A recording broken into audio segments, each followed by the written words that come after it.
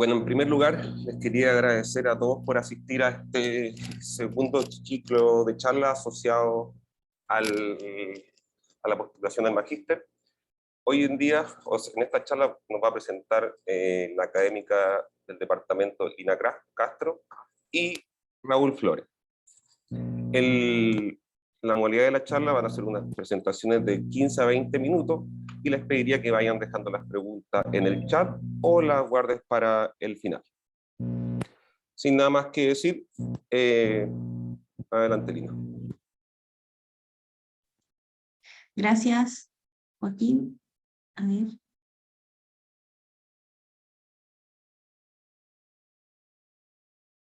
Oh. ¿Cómo hago para cambiar esto, el modo pantalla? Tienes que proyectar la otra pantalla, Lina. Puedes elegir qué pantalla proyectar. Tienes que proyectar la otra. Aquí está.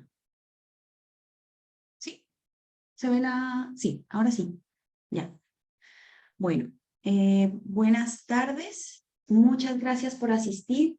Veo a varios de mis estudiantes ahí, los que son parte de esto, en verdad. Los que en verdad desarrollan los modelos, aplican las técnicas, bajan los datos, encuentran soluciones, encuentran resultados. Así que buenísimo verlos. Bueno, vamos a hablar de, este es un tema general, ya de hecho es el título de un proyecto de los que por ahora estamos desarrollando. Ya cambios en el derretimiento del manto nival como un tema decisivo para los recursos disponibles en las cuencas andinas de Chile Central. ¿Hay un ruido por ahí atrás de alguien? Bueno, primero, preguntarnos, ¿no es cierto?, si el cambio climático es el único responsable de lo que está pasando. ¿Ya? Entonces, primero veamos qué hay respecto a las tendencias de las variables meteorológicas y de la nieve. Entonces, ya hemos, y varios de los estudiantes saben, ya que se han hecho estudios en Chile y a lo largo del mundo de lo que ha pasado en los últimos años. ¿Ya? Esto a partir de información hidrometeorológica, ¿cierto? Caudal, lo puedes hacer tanto en caudal como en temperatura como en precipitación. ¿Ya?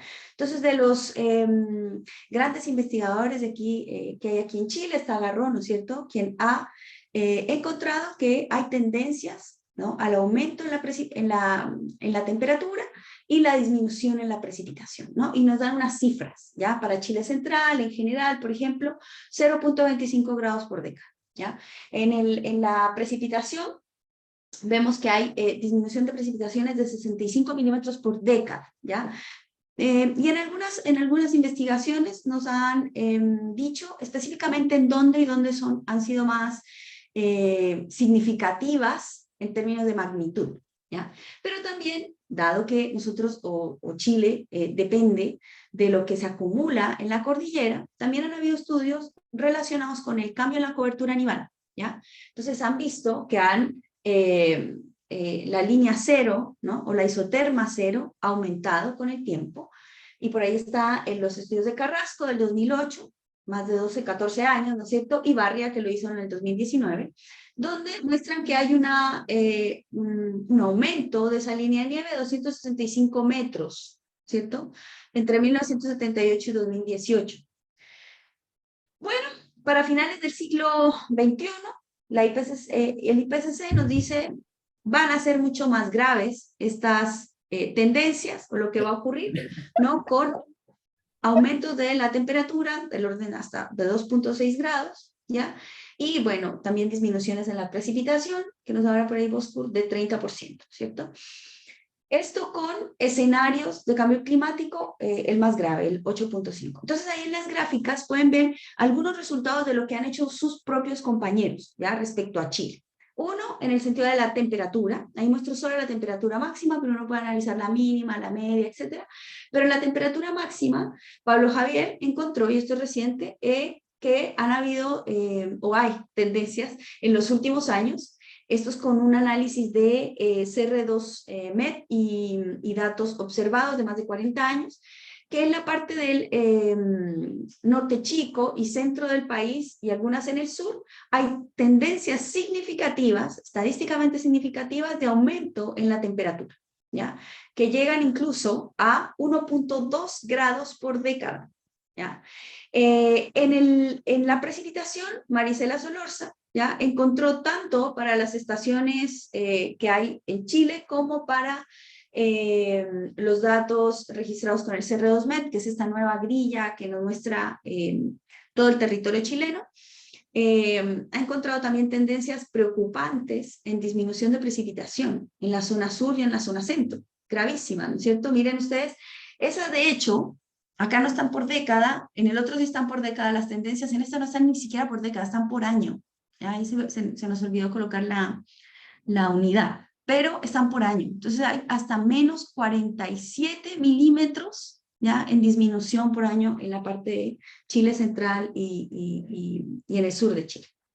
Bueno, entonces, si las proyecciones para las variables climáticas de Chile son preocupantes, ¿cierto?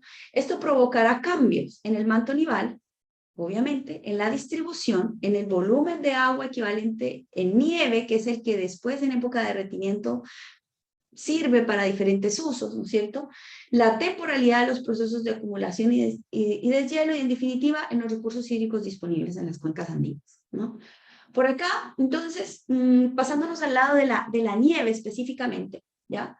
Uno también se pregunta si es el forzamiento meteorológico el único responsable de los cambios en la acumulación del deshielo en el manto nival, y cuáles son las implicancias de esos cambios en la respuesta hidrológica de la cuenca, sobre todo pensando a futuro, ¿ya? Entonces, como les dije anteriormente, han habido investigaciones alrededor del mundo, y por supuesto nos interesa Chile, de cómo ha variado esa cobertura a nivel, ¿no? Entonces, de los primeros que hicieron este tipo de estudios, bueno, o más bien, los más recientes y más relevantes son Saavedra, ¿ya? Malraux y So, ¿ya? Cerecea Balic lo hizo, pero específicamente involucrando contaminantes sobre la nieve. Y entonces acá hay algunos resultados de lo que han hecho sus compañeros, ¿ya? Entonces ahí están los resultados de Diego Medina, quien analizó específicamente lo que pasa en la cuenca del embalse El Yeso, y él determinó, a partir de análisis de tendencia, de un indicador que nos mostraba cuántos de los días del año tenían nieve, y eso se le llamaba persistencia de la nieve, ¿ya? A partir de ese indicador, él miró por cada uno de esos píxeles de la imagen, nosotros trabajamos con imágenes MODIS, cuál ha sido el cambio, y se ha presentado un cambio significativo en el tiempo de esa presencia de la nieve en la cuenca. Entonces él se dio cuenta ya que sí hay un cambio, y el cambio fue significativo en toda la cuenca, lo que ven ahí en azul, o no sé si lo ven en violeta en sus computadores, ya, pero es significativo y decreciente. O sea, cada vez hay menos días con nieve en esos pixelitos en la cuenca, ¿ya? ¿Y de qué orden estamos hablando? De un orden de aproximadamente 7 a 9 días menos de nieve, los más drásticos, ya por año en esa cuenca, ¿no? Y uno lo ve reflejado, nosotros que hemos ido a trabajar en esa zona, porque tenemos un proyecto ahí o dos proyectos, lo hemos visto reflejado en los últimos años, ¿ya? Con menor cantidad de nieve, ¿ya? Incluso los glaciares, que día lo fuimos a hacer una visita al glaciar Bello, también disminuido significativamente respecto a unos 10 años atrás, ¿ya? Otra cosa que observó Diego, por ejemplo, es que ha habido también un aumento en la isoterma cero, ¿ya? Gravísimo también, ¿no? Que es de 12.63 metros por año. ¿Eso en qué repercute? En la cantidad de agua equivalente a nieve que se almacena en nuestras cordilleras, ¿no? Que es como ese almacenamiento nival en cordillera que nos va a servir después para diversos usos. Pero ha habido un aumento y ustedes lo pueden ver ahí en la gráfica, ¿ya? Sin embargo, también cabe la pregunta de decir, ¿pero cuánto de ese cambio ha sido el resultado de contaminación por impurezas? Algo que todavía no se ha tratado con suficiente profundidad acá en los Andes, ¿ya? En otras partes del mundo ya lo están comenzando a hacer, pero falta acá, en esta cordillera, ¿cierto?, que cubre todo el país y de la cual dependemos, ¿no es cierto?, para diversas actividades. Entonces, además de ver qué ha ocurrido respecto a la cobertura, a la línea de nieve, ¿no es cierto?, a la precipitación y a la temperatura, entonces las preguntas vienen, ¿y cuánto de eso ha sido producido por la contaminación, ¿ya?, por material particulado? Entonces, en ese sentido, investigadores de otras partes del mundo, ¿no es cierto?, han descubierto que el black carbon aumenta la temperatura del aire, perdón, de la nieve, de la superficie de la nieve en 1 grado, ¿no? Y por eso, o tiene como consecuencia, la reducción del manto nival, ¿cierto? Y por tanto de la escorrentía, o de cuándo se produce esa escorrentía.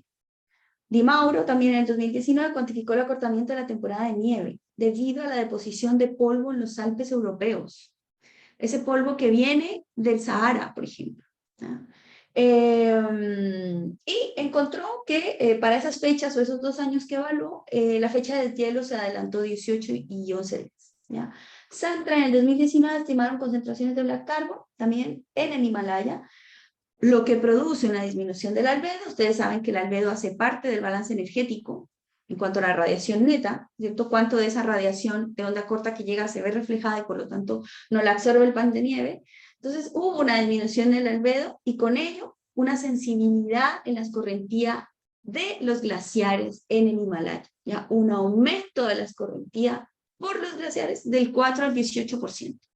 ¿Ya? Entonces ahí están algunas imágenes de lo que ha investigado nuestro colega en química, con quien hemos trabajado los últimos 2 años, respecto a ese análisis de cómo ha cambiado el albedo, cómo cambia el albedo debido a la contaminación por black carbon. En este caso hay ejemplos de Portillo, que queda en la parte alta del Aconcagua, ¿no es cierto? Y que se ve afectado por esa carretera que lleva carga pesada, por supuesto, ¿no es cierto?, con mercancía, además de autos, y hay un flujo importante de esto, y hace que se disminuya el albedo en cierta magnitud, ¿ya? En algunos casos considerable. Ahí no muestran datos puntuales, pero hubo un caso en el que encontraron albedo 0.3 en la nieve, cuando el albedo normalmente tiene valores del orden de 0.8, ¿no es cierto?, hacia arriba, o eso debería ser, ¿no?, la nieve fresca. Entonces hay bases, ¿no es cierto?, con las cuales uno puede decir, veamos si esa contaminación está afectando y va a afectar la escorrentía, cómo la ha afectado, y en ciertas partes de Chile, ¿ya? Respecto a la hidrología de la nieve, entonces, ya, ¿no?, pasándonos de la parte climatológica, de lo que se ha absorbado, etc. Entonces, ¿yo qué puedo hacer?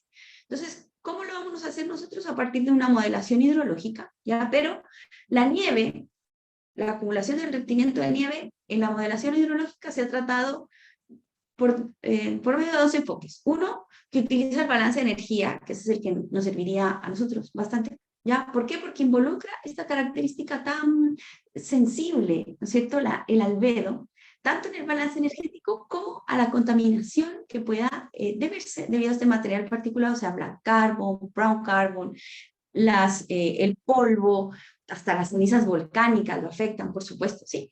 Entonces, ese es uno de los enfoques para modelar el derretimiento de nieve, el balance energético, que tiene base física, representa, por lo tanto, la física del intercambio de energía, ¿no es cierto?, en la interfase criosfera-atmósfera, ¿ya? Y el otro, que es el índice de temperatura, que se lo tienen varios modelos, y lo usan porque es bastante simple.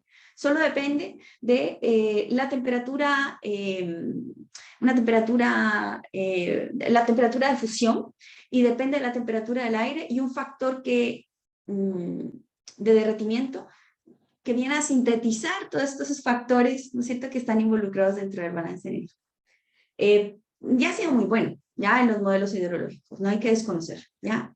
Pero nosotros queremos implementar un balance de energía donde tengamos todos y cada uno de los componentes de ese balance y podamos adaptar lo que nosotros hagamos en terreno respecto a este conocimiento del cambio en el albedo, temporal y espacialmente debido a este material particular, en el balance de energía, y eso en el modelo hidrológico, ¿ya? Pero no hay que desconocer que a pesar de la escasa red de observación meteorológica de la nieve sobre los Andes, se han destacado estudios, ¿no es cierto?, que han aplicado ambos enfoques para caracterizar la generación de escorrentía, ¿no? Entonces hay algunos de los estudios que se han realizado, ¿ya? Y de hecho, ahí está también un ejemplo de uno de sus compañeros, ¿no es cierto?, Sebastián Núñez, quien aplicó WIP como modelo hidrológico y incorporó dentro de WIP modelos de productos de los modelos de cambio climático global, haciendo un downscaling de esos modelos. Utilizó ciertos modelos que le recomendaba la DGA a partir del último informe de balance hídrico nacional, el que están actualizando. Y él, para el RCP 8.5, ¿ya? Y a partir de 2 modelos, al menos, bueno, utilizó más, ¿no? Pero ahí se les muestra 2 modelos o 2 modelos climáticos globales. Encontró cuál va a ser la respuesta hídrica futuro hasta el 2060, ¿ya? Entonces ustedes pueden ver perfectamente ahí en ese hidrograma de caudal cómo no solo disminuye el volumen, ¿ya? Sino que también se ve desplazado el centro del hidrograma, ¿ya?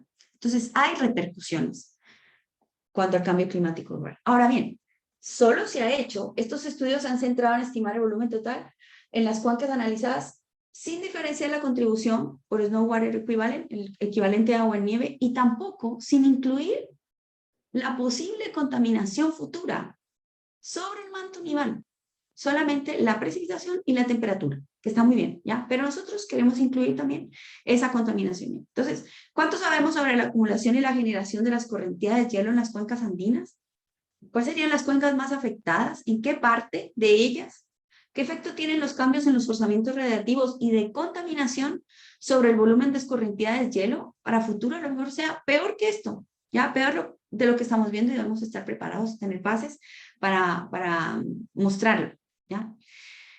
Los proyectos en ejecución que están relacionados con este tema son un fondo de civilización, un concurso anillo que ganamos el diciembre pasado, en el cual participan investigadores de diferentes universidades y diferentes áreas. Eso es lo interesante, ¿ya? Porque participan químicos, arquitectos, ecólogos, glaciólogos, ingenieros informáticos, ¿ya? Y otros expertos en calidad del aire, inclusive, ¿ya? Está un proyecto interno que está por terminar, que fue uno ganado hace un par de años.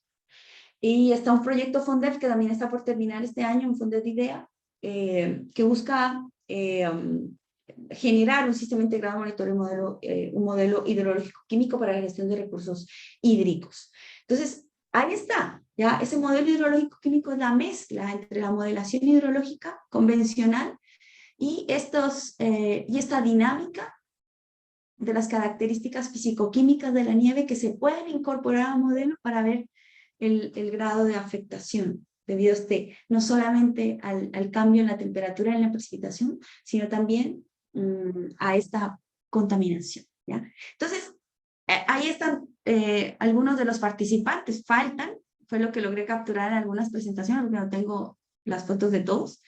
Ahí está uno de los laboratorios que tenemos, ese lo tenemos en el yeso, Nunatak. No solamente sirve para obtener información meteorológica, en este caso ustedes ven la estación arriba, en la parte superior de esa cajita blanca, sino que dentro, y bueno, por fuera tiene diferentes sensores, pero dentro tiene estos instrumentos especializados químicos para detectar ese black carbon, esa contaminación atmosférica, y bueno, algunos otros sensores que se ponen alrededor para medir la nieve, el albedo, etcétera. ¿Ya? Por acá hay otra foto también, es un puente, ya donde tenemos colocado un sensor de presión para medir altura, y después eso pasarlo a caudal, y hay un par de fotos de unas salidas de terreno que tuvimos el año pasado con los estudiantes de hidrología, ¿ya? Para desarrollar todos estos proyectos, lo más importante son nuestros alumnos, y por eso he querido mostrarlos, ¿ya? Porque se están realizando memorias como tesis de magíster. Entonces aquí hay algunas personas que están actualmente desarrollando memoria o tesis, o que están a punto de terminar, ¿ya? Está Felipe Gómez, que hace un balance de masa geodésico en los glaciares de los Andes centrales. Eso lo hace con la asesoría de un glaciólogo, ¿ya? Con resultados bastante interesantes de cómo se ha disminuido, no solo en área, sino en profundidad, ¿ya? Haciendo uso de imágenes LiDAR. Tenemos a Felipe Aranda, que es de magíster, y él está en la mitad de su magíster y su objetivo es desagregar espacialmente los escenarios de cambio climático, pero por contaminación, para ver la respuesta hídrica en cuencas nivales en la zona central. Está Javiera, quien junto a Álvaro está haciendo un análisis de la conexión entre esas variables hidrológicas y las climáticas para unas cuencas en la parte central de Chile. Está Lecos, quien está realizando su magíster, y su objetivo es modelar la variabilidad espaciotemporal del volumen de escorrentía generado por el aporte nival, ¿ya? Y glacial. Está Claudio, que hace un modelo hidrológico en la subcuenca alta del río Copiapó para un evento de crecida máximo. Diego también, que está haciendo su magíster en la mitad, está de hecho ahorita por allá en una pasantía en España, está a punto de volver, y su idea es ver, analizar los aerosoles, o sea, no solo el black carbon, ¿ya? Y su contribución al derretimiento en cuencas nivoglaciares. Está Arlet, que acabó de terminar, que ella vio la relación entre la tendencia temporal de la línea de nieve y la variación de la temperatura de congelamiento en Chile Central. Ella trabajó, de hecho, en el laboratorio con nuestro grupo partner, que es CETAM, de química. Está Nicolás, que está haciendo el análisis de la extensión de la superficie cubierta de nieve utilizando imágenes Landsat, ¿ya?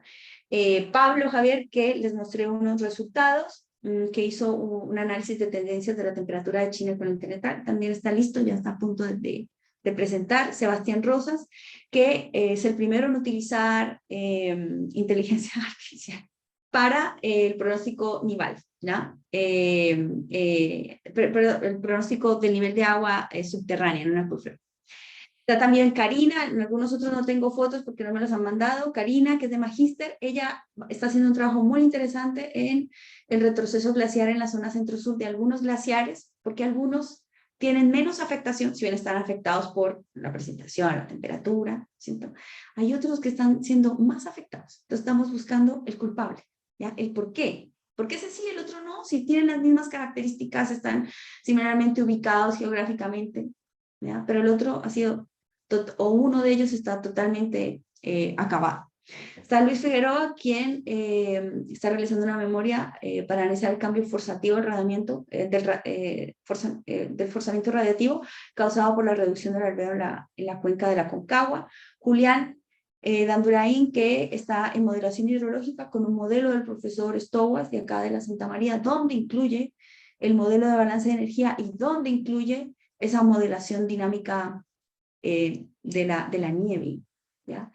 Está Johan, que hace lo mismo que Julián, pero con otro modelo, basado en TETIS, que es un modelo español. Entonces, él tuvo que crear una subrutina aparte para hacer la acumulación y el retenimiento de nieve, incluida esta parte dinámica de la nieve, de la química y física de la nieve, ¿ya? Para ver la respuesta. Está Daniel Campos, manejo de recursos hídricos en la Laguna del Maule, utilizando WIP y sus posibles alteraciones debido al cambio climático. Jorge Garamillo y Víctor Vallejos, que están haciendo memorias, evaluando los índices de sequía para Chile Central y su relación con variables macroclimáticas. Valentina y Gustavo, que también están a punto de entregar, donde a partir de esta información, Valentina, a partir de esa información que ya tenemos grillada, CR2Med va a encontrar o encuentra la evapotranspiración de referencia con diferentes métodos. Gustavo, la simulación de caudales diarios en estas cuencas andinas, también utilizando CR2Med, imágenes satelitales, etcétera, con el modelo del profesor Stowas. Y bueno, estas, de hecho, son continuación de otras memorias de alumnos que han desarrollado trabajos en TETIS, han desarrollado trabajos con imágenes satelitales, etc. ¿Ya? Entonces, ahí por nombrar algunos está, bueno, Diego Medina, está Sebastián Contreras, está Daniela Oñate. Y estas tesis que se están vamos a desarrollar este año, que hay algunos alumnos motivados, ¿ya? Que quieren desarrollar estas memorias. Planos de 15, ¿ya? Relacionadas, miren, aquí tenemos cosas químicas con ecólogos, etcétera. Es bastante interesante. Francisca, al menos, le gustó cambios de la cobertura vegetal en zonas con retroceso glacial, utilizando imágenes satelitales. Diego, este cambio en el pack de nieve, ¿no es cierto?, las tendencias espaciotemporales empleando sensores remotos, pero para todo Chile Central. Manuel, cambio en el albedo y su relación con este material absorbente de luz, material particular absorbente de luz. Nicolás Parker, quien va a hacer esta variación espacial y temporal de Black Carbon en la nieve, utilizando sensores remotos y un modelo de forzamiento radiactivo. Alonso, cambios interanuales de albedo puntual y distribuido en glaciares a partir de observaciones remotas y terrestres. Esto lo hace con un glaciólogo. Sebastián, modelación del balance de masa de glaciares, también lo hace con el glaciólogo Gonzalo Barcaza. Brian Pérez, que va a ser el tema está relacionado con la turbidez y los sedimentos. Eso lo va a hacer con Raúl y con un profesor también de allá de CETAM. Jesús Morales, que va a determinar el transporte y la distancia de aerosoles producidos por incendios forestales, ya, y su impacto en la calidad del aire acá, en Australia, ya, que lo va a hacer con 2 personas de allá de CETAM. Eso ha sido todo, espero no haberme demorado más de los 15 minutos que me dijeron. No hay problema, Lina. No sé si alguien tiene alguna pregunta, la puede hacer, levanta la mano y preguntar directamente, o si no, la puede dejar en el chat y la podemos ver al final. Ok, a ver. Brian. Bueno. Hola, buenas tardes, ¿me escuchan? Hola, sí, hola, Brian. Hola, es que sabe que yo este verano estuve haciendo la práctica en Colbún, ahí en la zona de Aconcagua, y uno de los grandes conflictos que estaban habiendo actualmente en la empresa era respecto al tema del deshielo como decía usted, de manto, o sea, de nieve muy antigua que estaba en la cordillera. El problema con eso, claro, de glaciares, el problema con eso es que la turbidez de esta agua y la sedimentación que estaba consigo de esta agua era muy grande, al punto de que nosotros, o sea, yo tuve que ir a hacer una inspección a una bocatoma que tenían por allá arriba, y el agua era muy oscura. ¿Qué producía esto? Es que tuvimos que también hacer un ensayo respecto de agua potable, y los laboratoristas nos estaban diciendo que esa agua ya no se podía utilizar para el agua potable. Entonces quería saber si ese impacto realmente se está estudiando, o solamente se está viendo el tema de la crisis. Bien, mira, esa es parte de los intereses que tiene CETAM, que ellos se relacionan más con la calidad del agua, y está dentro de algunos de los objetivos de los proyectos que estamos realizando con ellos. Pero el cambio en esas características físico-químicas del agua, claro que sí. Además que eso también nos permite ver, o ellos a partir de experiencias de laboratorio, cuál es la cantidad de agua que se está derritiendo a partir de los glaciares, de qué glaciares vienen, qué antigüedad tienen. Sí, sí, pero también está dentro de los objetivos de uno de los proyectos. Siempre se ha hablado del tema. De hecho, Francisco Cereceda es bastante preocupado por ese tipo de análisis. En la cuenca del embalse El Yeso no solo se realizan muestreos de la nieve, en Black Carbon, etcétera, sino también se hacen muestreos de la calidad del agua del embalse y del río Yeso, para después obtener algún tipo de conclusión, como la que tú pudiste observar en terreno. Ya, muchas gracias. No sé si hay alguna otra pregunta antes de continuemos con la charla de Raúl.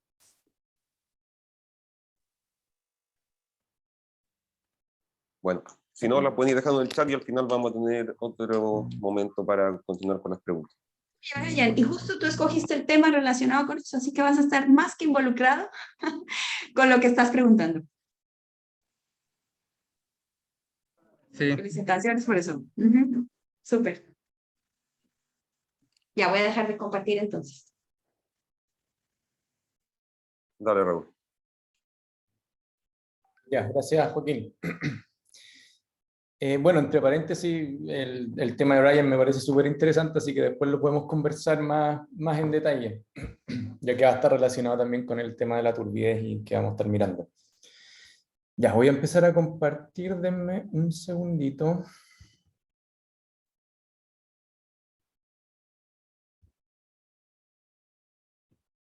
Ahí.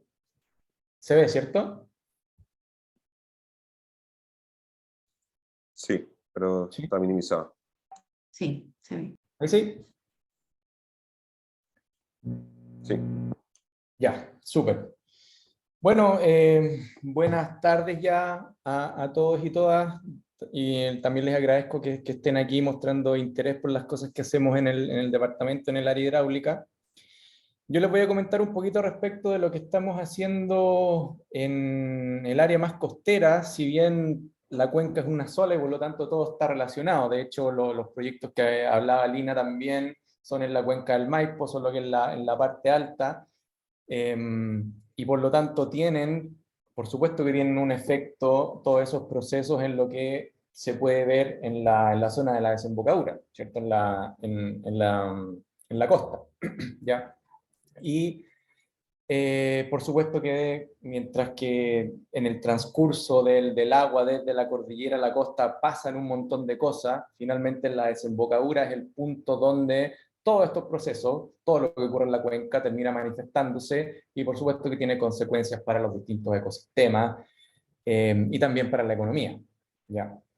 Lo que les voy a contar ahora es un poco, como decía, lo que hemos hecho durante los últimos años en el grupo de Costa, junto también a la profesora Megan Williams, que también está altamente involucrada en este tipo de estudios, respecto de hidrodinámica en la interacción río-oleaje, en la zona de la pluma del río y en el estuario, en contextos de cambio climático, y particularmente nos hemos enfocado en la desembocadura del río Maipo, ¿ya? No voy a dar muchos detalles, sino que lo que pensé para ahora es más bien poder entusiasmar, además de contarles lo que hemos estado haciendo, poder entusiasmar a muchos de ustedes a meterse en estos temas, ya sea como memoria de pregrado o también, por supuesto, que de magíster. Como mencionaba Lina también, nosotros no podemos hacer todo lo que estamos haciendo sin la colaboración de ustedes. Todo es posible gracias a la participación de los estudiantes. Entonces, partiendo un poco, ¿por qué estudiar estos problemas? ¿Por qué estudiar la hidrodinámica, la interacción del río-oleaje en estos tipos de estuarios pequeños que en general tenemos nosotros en Chile, sobre todo en la zona central?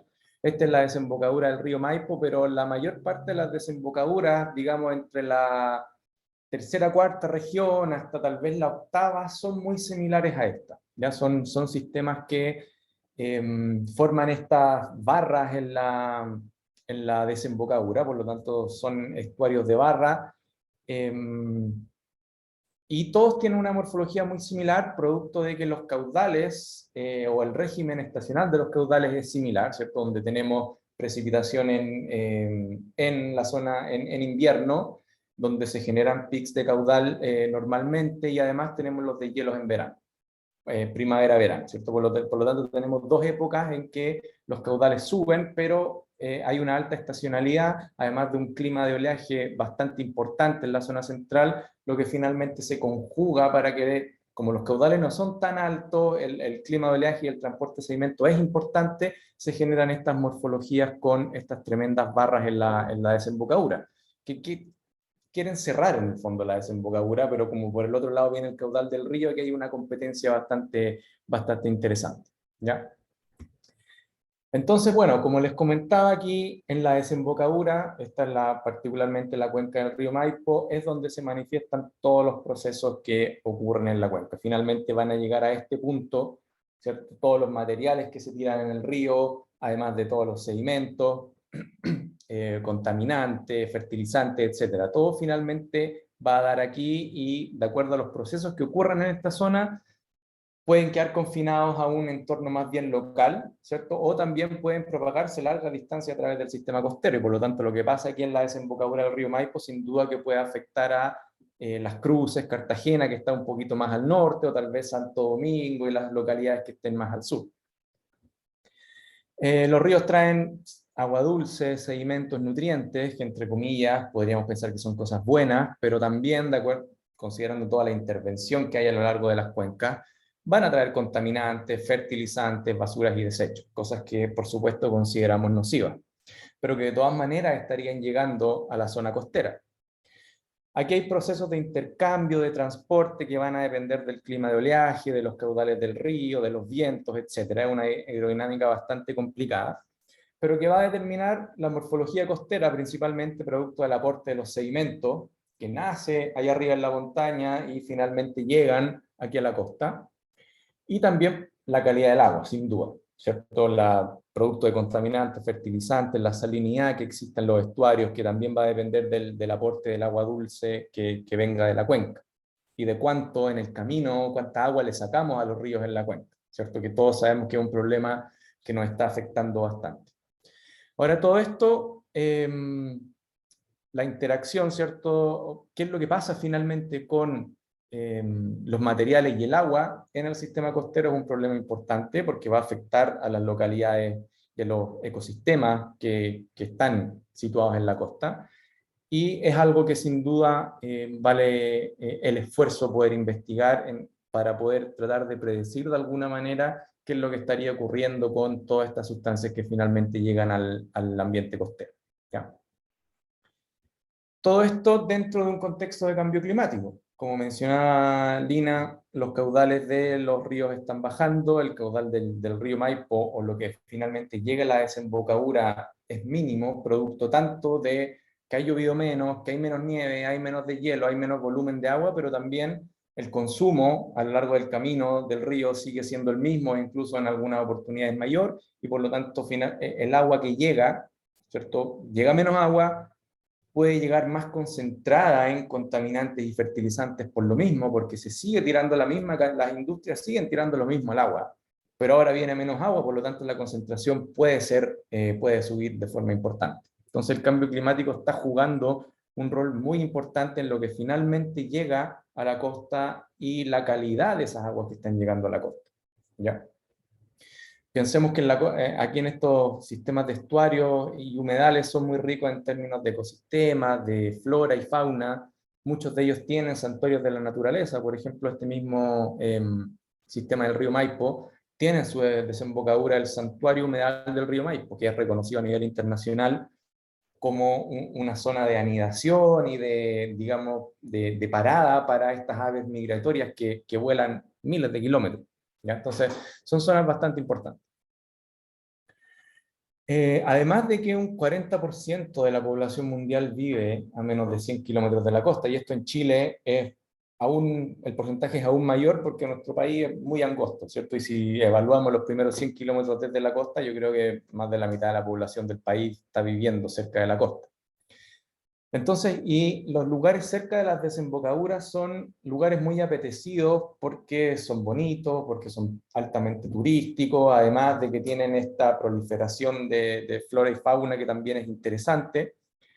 Y por lo tanto lo que llega es sumamente importante porque ocupamos estas playas para recreación, para bañarnos, y frecuentemente la gente no sabe en qué tipo de agua se está bañando, ¿ya? Como para poner un ejemplo, esta es la desembocadura del río Maipo, y por lo tanto, ¿qué es lo que pasa con esta agua? Si finalmente queda retenida en esta zona o es capaz de propagarse hacia un océano más profundo, y por lo tanto el contacto con los ecosistemas y con las comunidades que viven cerca de la costa no es tan importante, es una pregunta que hay que tratar de contestar, ¿cierto? ¿De qué depende? Depende, lógicamente sabemos que va a depender del caudal del río, además de el oleaje que viene por el otro lado, ¿cierto? De una estacionalidad, de la concentración de sedimentos y fertilizantes que venga. Por lo tanto, es un problema digamos, multidisciplinario y multidimensional que hay que empezar a atacar, ¿cierto? De a poquito. Sería ideal poder llegar a una especie de sistema de pronóstico que, de acuerdo al caudal que venga, al oleaje incidente, uno sea capaz de finalmente poder decir: no, en realidad no hay tanto peligro para las comunidades costeras, esta agua va a escapar, se va a ir para otros lados, o por el contrario, mejor restringimos el baño en esta playa, porque todos los contaminantes que puedan venir del río se están quedando atrapados y recirculando en esta zona, lo que puede traer problemas para la salud, por ejemplo, ¿ya? Como les decía, esto, si bien yo lo que les voy a mostrar es particularizado al río Maipo, ocurre o es similar en muchos estuarios y desembocaduras en Chile central, como el Elqui, pueden ver ahí, el Aconcagua, la morfología es muy similar, se fijan estas barras de arena grandotas en la desembocadura, el Maipo por supuesto, y hacia el sur está, por ejemplo, el Mataquito, el Rapel, ¿cierto? Y muchos otros que son más chiquititos entre medio, pero que las dinámicas son todas muy similares. Entonces, el problema que hemos estado trabajando con estudiantes de magíster y también de pregrado es por una parte esta zona de interacción entre oleaje que genera turbulencia, mezcla, trae consigo un flujo de momentum, energía y una alta disipación, es una sola muy dinámica y todos lo hemos experimentado, que se puede ver así con unas tremendas olas o en otras oportunidades puede ser una tacita de agua, ¿cierto? Y por otro lado, lo que viene del río del estuario, que también viene con cierta energía y momentum. La densidad del agua del río es distinta de la densidad del agua de mar, por lo tanto tenemos masas de fluido que interactúan, que se mezclan. Además vienen los sedimentos, otro tipo de sustancias como contaminantes. Todo eso finalmente afecta las dinámicas que están ocurriendo aquí. Entonces, nosotros estamos haciendo mediciones, también como les voy a mostrar algunas modelaciones numéricas, también trabajando con datos remotos para intentar ver, ¿cierto?, cuáles son las condiciones dominantes y qué es lo que pasa en términos promedio o bajo condiciones de crecida con el caudal que viene del río y con la pluma que finalmente se genera a lo largo del sistema costero, que es esta digamos, masa de agua del río que es más liviana que el agua de mar, que se mueve a lo largo del sistema costero según las corrientes, el oleaje, el viento, etc. ¿Ya? Entonces, algunas de las preguntas que queremos contestar es, por ejemplo, ¿cuál es el destino final del agua dulce del río en el sistema costero? ¿De qué depende? ¿Qué pasa con los sedimentos? ¿Se comporta de misma manera que el agua dulce o no? Los sedimentos, ¿cierto?, valga la redundancia, sedimentan, depende del tamaño de las partículas, también de su composición, entonces el problema es bastante complejo. ¿De qué forma influye el oleaje, el caudal, la batimetría? Todo esto son cosas que es muy difícil responder todo en conjunto, por lo tanto nos hemos dedicado a aislar un poco los efectos de cada una de esas cosas, lo que por ejemplo se puede hacer mediante modelación numérica de forma relativamente fácil, porque en terreno lo que uno observa o las condiciones que nos tocan son las que nos tocan y de repente es difícil poder aislar una cosa de la otra. Solamente para mostrar una ecuación y por qué nos estamos enfocando en esto, ¿cierto? Esta es una ecuación de momentum integral, la vertical, de la zona de la interacción de río-oleaje, donde aparece un término del oleaje que nos interesa cuantificar por allá, y además un término del río, que son las dos grandes componentes que nos estamos enfocando. ¿Ya? Por supuesto, la componente del oleaje va a depender de su altura, del periodo, de la dirección de donde viene, si es una tormenta, si es oleaje generado más bien cerca de la costa o viene propagándose desde la cuenca del Pacífico, etc.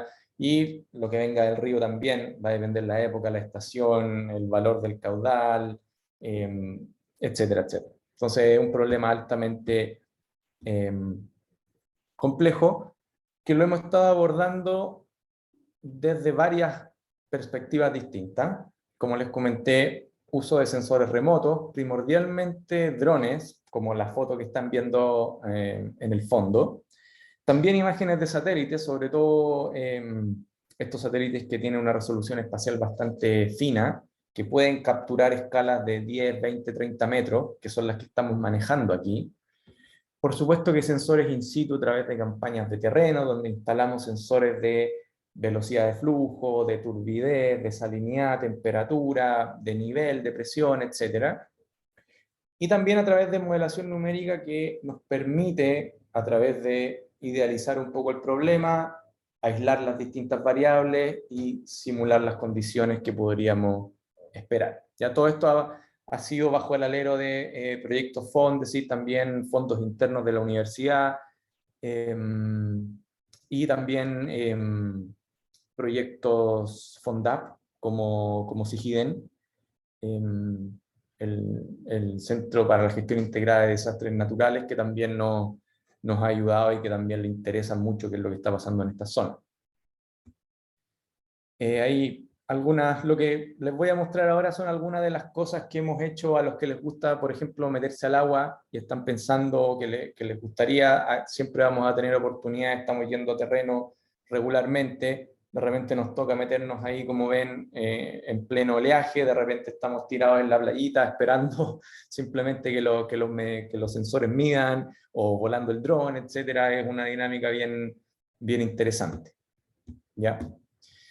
Entonces, por ejemplo, esto es a lo que nos referimos ya a un video que capturamos en septiembre del 2021, ¿ya? Y ahí pueden ver directamente la interacción entre el flujo del río, esta pluma de sedimento y de agua dulce que está saliendo, y el oleaje que de alguna manera la quiere atrapar por ahí, y además las corrientes costeras como que tienden a confinarla aún más. Se fijan que el agua del río no se va para la derecha, porque las corrientes en realidad aquí están yendo en el otro sentido, y tienden a mover todo este material y dejarlo más bien depositado cerca de la costa. Una de las grandes preguntas también aquí es cuántos sedimentos de hecho están aportando los ríos chilenos al sistema costero. O sea, una pregunta que no está para nada resuelta y que con estas mediciones esperamos poder empezar a responder. Aquí, bueno, hay una serie de dinámicas súper interesantes y necesitamos en el fondo colaboración para poder empezar a responder estas preguntas. Aquí, por ejemplo, de repente nos toca meternos ahí en la zona del oleaje a recuperar instrumentos o a poner instrumentos, siempre con todas las medidas de protección y seguridad, por supuesto.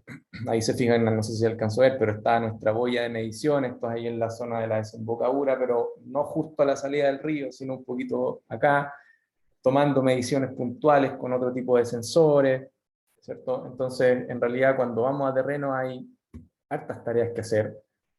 Aquí, midiendo caudal con sensores acústicos, midiendo el perfil de velocidades, que además nos permite conocer el caudal, ¿cierto? Este botecito cruza de lado a lado del río midiendo el perfil de velocidades.